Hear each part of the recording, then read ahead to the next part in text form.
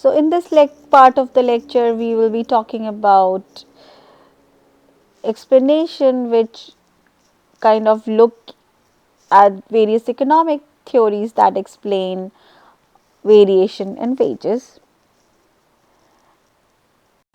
And we will first start by looking at the labor model assumption within the neoclassical model of labor.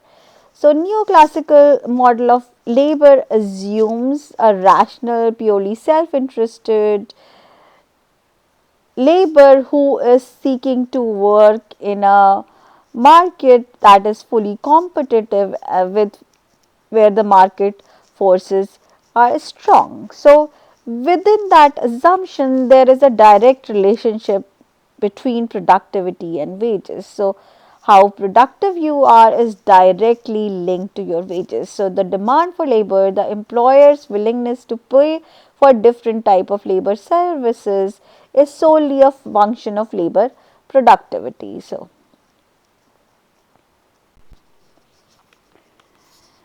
in the neoclassical model, the main reason for differences in wages is differences in people's knowledge and skill.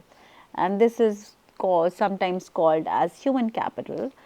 And it is affected by formal education and job related training, but also informal education and job related experiences, but also innate talents and the physical and mental health of the worker.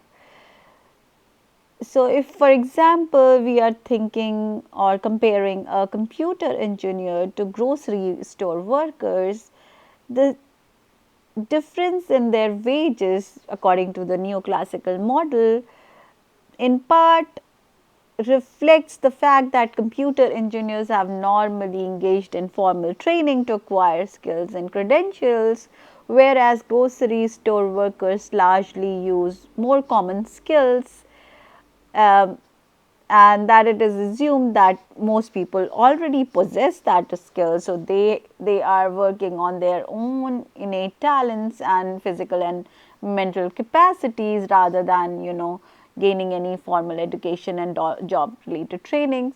That is what is reflected in the wages, and this can be also seen in this graph, which shows the median earnings by education level in the US.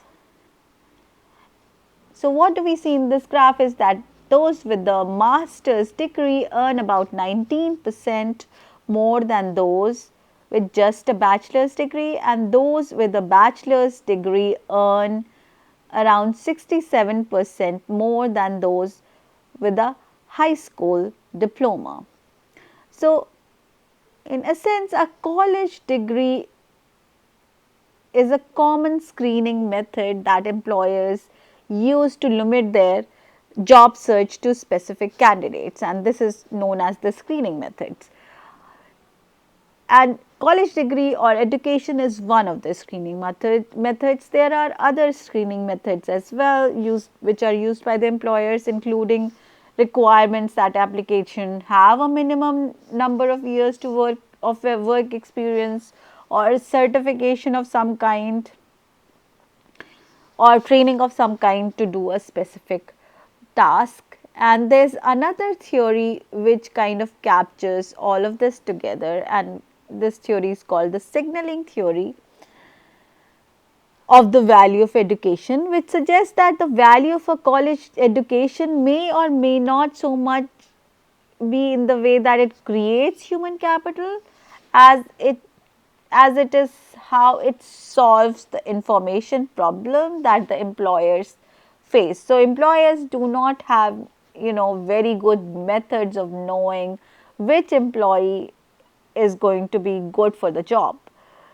So, they use college degree as a kind of a signaling method to know that the potential employee has the organization and self discipline needed to complete a college degree, and that is exactly the same skills that would be essential in a workplace, right. So, essentially you, by getting this college degree that you are working towards, you are just sending a signal to your potential employers, telling them, look, I'm very well organized, I'm very well self disciplined, and I have the commitment or the capability to complete the task that I am set to do. So that tells your potential employers that you will be applying that same kind of capability and self discipline to the job that you are given as well. Another theory that explains the variation in wages is called the theory of compensating wage differentials. And according to the theory of compensating wage differentials, people will accept relatively low wage jobs if they provide high non wage benefits, if everything else is equal between the two jobs. And people will need to be paid extra to accept relatively unappealing jobs if everything else is equal. And this is based on the fact that some jobs are more appealing than others irrespective of the wage for the reasons other than wages, such as working conditions, non wage benefits, opportunity for advancement, and social contribution or job security. So if you have are comparing job across similar skill levels, that all these other things are really important. And we have a small video clip next that kind of goes into this theory of compensating wage differentials.